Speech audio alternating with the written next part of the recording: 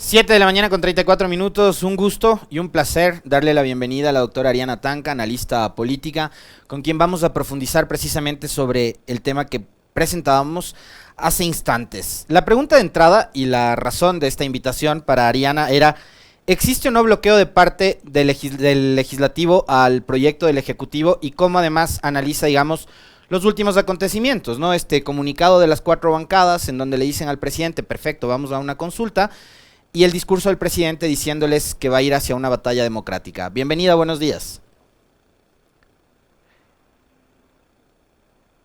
Perdón, había dejado el micrófono en mute todavía.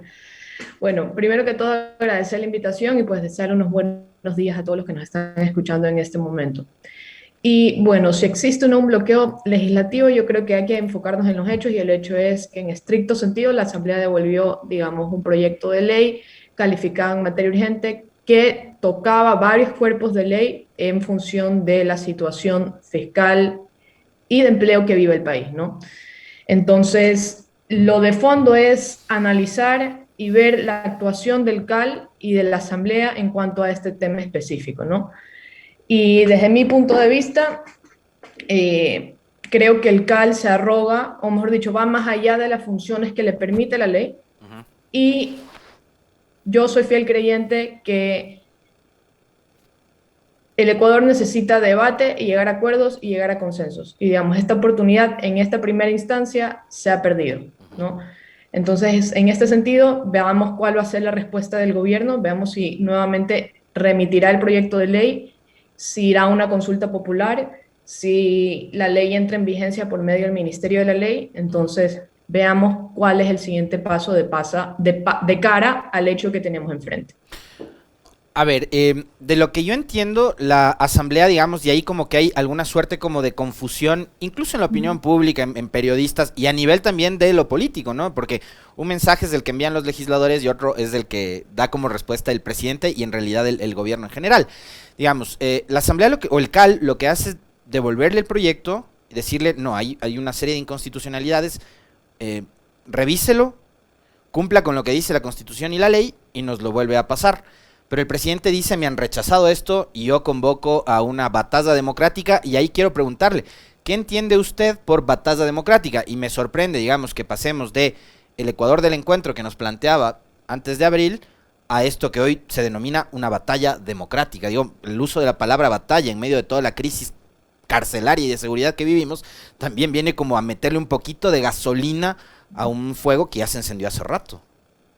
Yo lo interpreto como ciudadana y con las mejores expectativas, porque yo creo que a nadie le conviene un país inestable y que continúe en pugnas políticas, ¿no? Yo lo interpreto con insistir en la vía institucional, que digamos que cualquier persona o proponente de ley tiene a su alcance.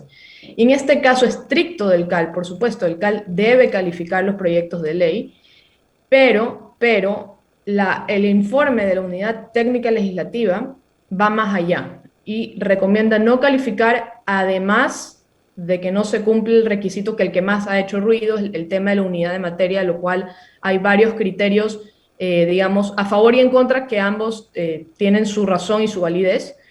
Y al final del día dependió o depende de la persona que elabore el informe y dónde está parada en esa orilla, y sobre eso si quieres profundizamos más adelantito. Pero el informe de la Unidad Técnica Legislativa, además del tema de la unidad de materia, que es lo que más ha hecho ruido, hace como esta control de constitucionalidad que va más allá de calificar el requisito.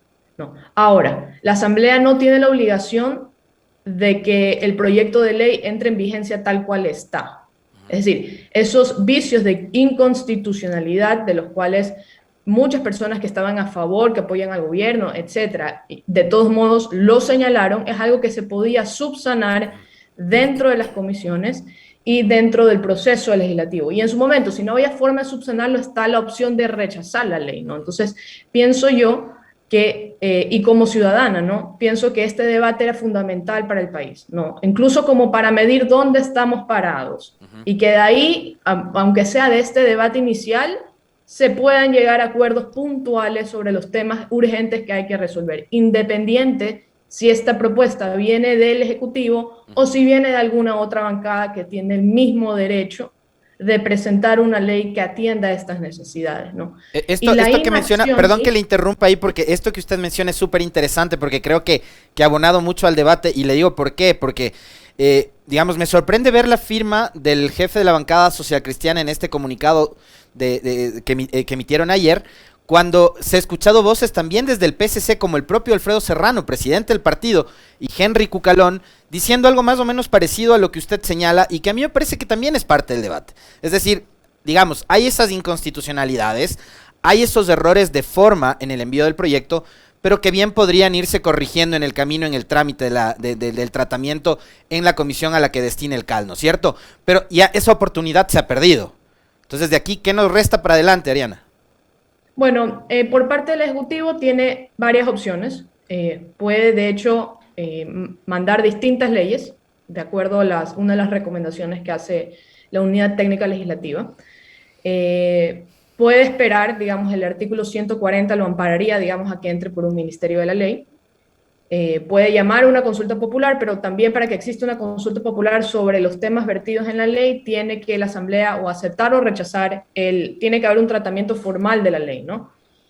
Y por otro lado, eso tampoco le quita que otra bancada pueda presentar un proyecto de ley sobre los temas que ya he mencionado, que son, digamos, de suma urgencia, que a todos nos preocupa, sobre todo el tema del empleo y la reactivación económica, ¿no? Entonces, y varios asambleístas, me parece que Salvador Quispe ha mencionado que hay ciertos temas que se están tratando en otros cuerpos de ley, pero digamos, habría que ver cuál es el efecto que podría tener o cuál es el efecto real de dicha reforma o dicho articulado en la generación de empleo. Entonces, lo particular de esta ley es que proponía de cierta forma reformas estructurales. Entonces, el proyecto de ley que esperaríamos sería digamos, no pueden ser parches, sino que tiene que ser, digamos, de ese calibre, sea quien sea que lo proponga. Y pienso yo que el país ya no, digamos, esta inacción que la venimos teniendo hace bastante tiempo, desde el gobierno anterior, que no había como esta inestabilidad que tenemos, ya hay que plantear una hoja de ruta. Y la primera hoja de ruta fue planteada y fue devuelta. Entonces, yo esperaba un debate. Personalmente, como ciudadana, esperaba ver ese debate, esperaba ver esta construcción, y me parece que de cierto modo la Asamblea, atribuyéndose, o mejor dicho el CAL, no la Asamblea, se atribuye más funciones de las que les corresponde para de cierta forma evitar tener ese debate. No voy a decir negar, pero sí creo que es como evadió la bala, ¿no? Porque, como decías, habían bancadas o pudimos evidenciar cierta facción dentro de las mismas bancadas que daban luces que estarían dispuestos a debatir, dispuestos a construir sin que ello signifique digamos, un sacrificio de intereses de sus propios electores, porque yo creo que lo ideal de un acuerdo político es, digamos, ceder en lo accesorio para no perder lo esencial. Y yo creo que ahí, como ciudadanía, todos ganamos, porque viene de este proceso legítimo del debate. Y yo también esperaba esto porque vi a varios ciudadanos emocionados de poder participar en este debate, ¿no? Algunas personas mencionaban incluso de hablar con los asambleístas. Yo creo que era una buena oportunidad que yo espero que se continúe, ¿no? Espero que, si bien el proyecto fue devuelto, entonces que continúen las iniciativas, pero que esto sea de inmediato, ¿no? Varios asambleístas llegaron al Sucurul diciendo que conocían la situación de empleo, que conocían la situación, digamos, del área productiva, que conocían la situación de la salud. Entonces, si hay un conocimiento, pues debemos esperar esta respuesta. Y nuevamente, yo espero que exista un debate, digamos, que amerite una discusión seria y que no solo se quede en la asamblea, ¿no? Que esto llegue al territorio, que llegue a los ciudadanos y que realmente podamos involucrarnos y que las preocupaciones muy legítimas que tiene la ciudadanía puedan elevarse al sistema político y que se traten, ¿no? Y yo creo que esto hubiera sido, digamos, ideal, porque esto también hubiera ayudado a la asamblea a un poco, no me gusta la frase limpiar su nombre, pero digamos a pararse de frente ante la opinión pública tras los eventos que ya todos conocemos. Pero y hay discursos que apuntan hacia ello. Le voy a citar uno. El día de ayer, en este espacio de noticias, la legisladora Joana Moreira, de la Izquierda Democrática, que sorprendentemente, le digo, a mí me sorprendió eso, creo que a la gran mayoría, su votación en el CAL, dijo que no podía la Asamblea Nacional ponerse de rodillas frente al gobierno y de espaldas a sus votantes. Entonces ya, digamos, hay ciertos discursos también que apuntan hacia lo que, digamos, reciben como mensajes y llamados de atención de sus electores, me imagino, ¿no? Hay legisladores y políticos también que juegan mucho para la tribuna, no tanto para la coyuntura política a puertas adentro. Yo les citaba el caso del PSC, me parece que en Izquierda Democrática hay algo parecido, porque escuchábamos voces como Dalton Basigalupo, como el mismo Javier Hervas, la misma Vilma Andrade, que decían que era necesario debatir, pero finalmente Joana Moreira votó a favor de que se devuelva la ley, y fíjese usted también, Alejandro Jaramillo ha firmado este comunicado de las bancadas. Ahora, volviendo al tema del comunicado y volviendo al tema de los acuerdos, porque además esta es la real política, se nota la mano de Nebot, y usted cree que esta postura que adopta hoy la Asamblea Nacional y estas 4 bancadas, en donde está también el Partido Social Cristiano, tiene que ver con la probablemente muy mala jugada de Guillermo Lasso de pelearse con su aliado principal, que era Jaime Nebot? Yo creo que cada uno es responsable de sus hechos políticos. A mí personalmente no me gusta o prefiero no, digamos, no emitir un comentario en ese sentido porque no tengo, digamos, alguna evidencia que a mí me permita decir esto va por aquí. Me parece que es a veces hilar muy fino.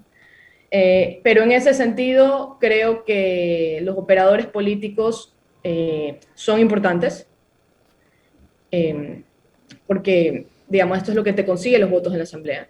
Pero a su vez pienso yo que el tema de los acuerdos y en teoría política es algo que son la base de la democracia y los acuerdos no tienen que ser escondidos, no tienen que ser bajo la mesa, pueden ser absolutamente públicos. Y respecto a si se trata de arrodillarse al Ejecutivo, yo creo que hay que un poco abandonar esas dicotomías, no todo es blanco o negro, y esas dicotomías y ese pensamiento o es lo uno o es lo otro, como votantes nos perjudica y en la gestión pública nos perjudica, porque eso traza una línea de ellos contra nosotros, y eso ya lo vivimos, ¿no? Ya vivimos de estos son los buenos y estos son los malos. Y esa polarización en la opinión pública es lo que nos impide ver que hay grises y que hay formas en las que sí se puede trabajar y no se trata de arrodillarse y no le das la espalda a los electores. Y en estricto sentido, si nos vamos a las elecciones presidenciales que ya pasaron, ¿no? Eso ya es un momento político, ahora estamos en otro momento político y hay que juzgarlo con lo que tenemos al frente. Y en ese sentido, los ecuatorianos también votaron por acuerdos, ¿no? Y la asamblea del periodo anterior sale bastante desprestigiada.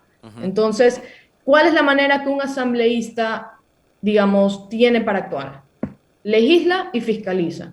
Y para legislar, la primera alianza de todos los asambleístas es el ciudadano, ¿no? Entonces, los acuerdos que se llegan no solo son, digamos, en Quito, en el plenario, pero también son en territorio. Yo creo que el trabajo en territorio es algo que se ha dejado hacer y es algo primordial, porque es ahí es el primer contacto que tú tienes con tu elector, no con lo que tú piensas que dice con tu elector, no con lo que tú lees en redes sociales que podría estar diciendo con tu elector, ¿no? Es tener una conversación honesta, escuchar y elevar. Y esto es una práctica que, por ejemplo, en Estados Unidos es bastante común. Y esto no se trata de poner a Estados Unidos como ejemplo democrático, ni mucho menos, pero sí se trata de ver estas buenas prácticas de su cultura política, que es momento que les empecemos por lo menos a imitar. Y nuestro marco legal tiene muchísimos espacios de participación ciudadana y digamos que no son aprovechados. Entonces, además del tema de arrodillarse, yo creo que es un discurso que no cabe, porque tampoco cabe que el país continúe en esta inacción.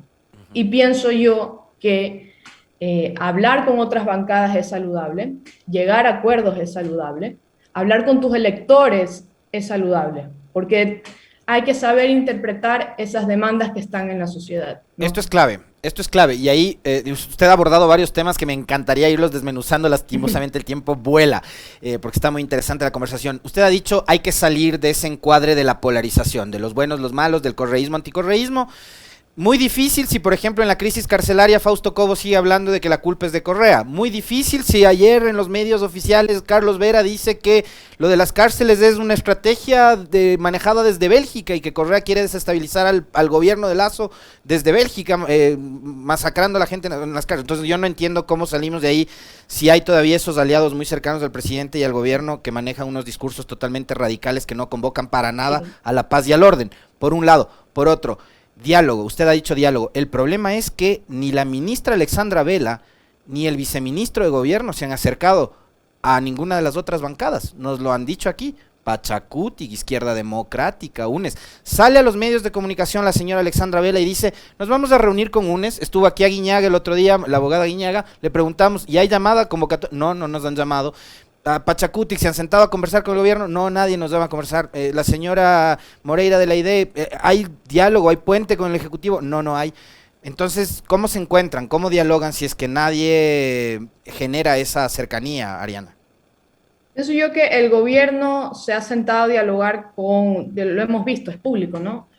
Con varios dirigentes sociales, ¿no? Sí hay estas convocatorias. Ahora pienso yo que hay otro diálogo que se está dejando a un lado y es el de las bancadas de cara a los ciudadanos, ¿no? Y esto incluye a todas las bancadas y esta es la clave, ¿no? Poder entender las preocupaciones del ciudadano, ¿no? ¿Qué están haciendo las bancadas para acercarse al territorio? ¿Qué están haciendo las bancadas? Porque recordemos que el sistema político también está compuesto, si bien por el Ejecutivo, también está en el Legislativo. Entonces, ¿qué están haciendo el Legislativo también para acercar esta discusión?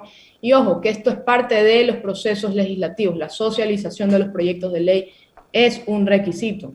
Y digamos, yo veo esto como una oportunidad de mejora en la Asamblea y en general para todos quienes proponen un proyecto de ley, y que es esta socialización. Y la socialización, digamos, no solo es en general, aquí está el proyecto de ley, dar entrevistas en los medios, sino se trata de conversar, de llevar este proyecto a finalmente, ¿qué hacen los asambleístas? Representan los intereses del ciudadano. Entonces, llevarle al ciudadano, porque esto está en conflicto con, digamos, su interés, llevárselo, comunicar, dialogar, elevar preocupaciones y construir en el pleno de la Asamblea, que es, digamos, el lugar de debate por excelencia, ¿no? Ese debate político que, de hecho, sí va a tener consecuencias, independiente a otro diálogo. Pero el diálogo en la Asamblea Nacional, en el que también, por ejemplo, en el caso del Ejecutivo, tiene una bancada oficialista, digamos, en ese debate nacional, no voy a decir que es el que cuenta, porque realmente yo soy fiel creyente que todos los espacios de debate cuentan,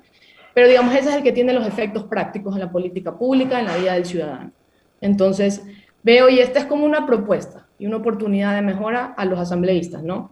Que ese diálogo también lo estén dando con sus electores y con los ciudadanos, ¿no? En campaña vimos varios asambleístas que se reunían por Zoom, y bueno, la tecnología nos ha dado esta oportunidad, y creo yo, y como ciudadanos sí debemos presionar a que exista mejor debate, un poco alejándonos del ruido que existe en las posturas polarizantes, que es muy poco. Yo estoy 100% segura de que hay varios ciudadanos dispuestos a salir de sus posturas polarizantes y encontrar. Porque esto ya no es más de un llamado al deber ser. Estamos en un momento que el país lo amerita, ¿no? Y entender que en nuestro metro cuadrado no está la respuesta y que no hay buenos y malos y la cancha está. Y hay que conversar con todos y hay que dialogar con todos, porque también hay magia en los grises.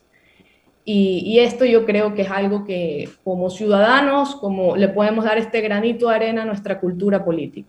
Y yo creo que podemos hablar muchos temas de etiquetas, podemos hablar muchos temas de forma, pero el fondo es ese: nuestra cultura política no está alimentando el debate. Y sin debate no hay democracia. Y el debate que tenemos que estar teniendo en la Asamblea, no se pueden replicar estas posturas polarizantes. Que hablen en los medios, pero que un asambleísta que tiene esta responsabilidad de legislar tiene que salir de esa postura polarizante, ¿no? Porque está representando los intereses de la ciudadanía, además de los de su bancada y además de sus electores, están representando a la ciudadanía. Coincido plenamente que si no hay debate, no hay democracia. Parte de ese debate y parte también de lo que significa mantener independencia de funciones es que Ejecutivo maneje su estrategia, Asamblea haga lo propio. Veo que acá hubo, digamos, de principio una jugada que me parece desubicó o desestabilizó a la presidenta Dori, que mi particular punto de vista es que todavía no termina de instalarse bien y de asegurarse bien en la presidencia de la Asamblea. Es una presidencia a todas luces bastante débil, muy débil en el discurso, en la forma, en el fondo, en todo. Pero resulta que ahora la Asamblea y estas 4 bancadas le marcan la cancha, ¿no? Le dan un giro y le dicen al presidente, bueno, vamos a la consulta. ¿Cómo tiene que reaccionar el Ejecutivo ante este reto que le han planteado estas bancadas? Donde le dicen, bueno, ya dejemos de hablar de tanto bloqueo. Si quiere aprobar su proyecto de ley, vámonos a la consulta popular. Bueno, y creo que tenemos que ver qué es lo que dice la ley, ¿no? Y es que para poder llamar a consulta popular, digamos, alegando un bloqueo o algún tipo de, digamos, de obstáculo en la Asamblea tiene que haber aprobado o rechazado el proyecto, ¿no? Entonces, esa parte sí me causó un poco de ruido porque tiene que haber este pronunciamiento de la Asamblea en aceptar o rechazar el proyecto y esto no es lo que ha sucedido. En todo caso, creo que todos estamos pendientes de una consulta popular. Se la ha anunciado, veremos el contenido. Yo pienso que los mecanismos de democracia directa son valiosos en el marco de la participación ciudadana, pero también tenemos que ponerle el ojo a qué es lo que se está proponiendo.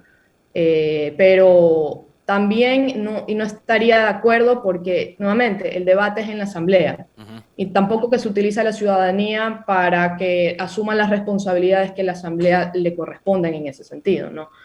Tenemos la consulta popular creo que es el pan de cada día de nuestra historia política reciente. Totalmente. Entonces pienso yo que antes de llegar a ese punto, y nuevamente yo soy fiel creyente de los mecanismos de democracia directa, en el marco de un debate honesto, que la ciudadanía tenga su oportunidad de decir si estoy de acuerdo y no estoy de acuerdo, lo valoro. Pero antes de llegar a ese punto, sí creo que se deben de, entre comillas, agotar todas las instancias. Y la instancia principal no se ha llevado. Entonces, yo espero un poco de cautela en ese sentido. Coincido plenamente en que las consultas populares son una suerte de paracetamol de la política. Le quiero agradecer muchísimo, Ariana, por haber aceptado la invitación a este diálogo, muy interesante. Esperamos que sean próximas también las oportunidades que podamos tener para conversar con usted. Muy gentil, gracias. Encantada y que tengan buenos días. Ariana Tanca, analista política, con quien hemos profundizado sobre esta puja que hay entre Ejecutivo y Legislativo. 7 de la mañana con 57 minutos.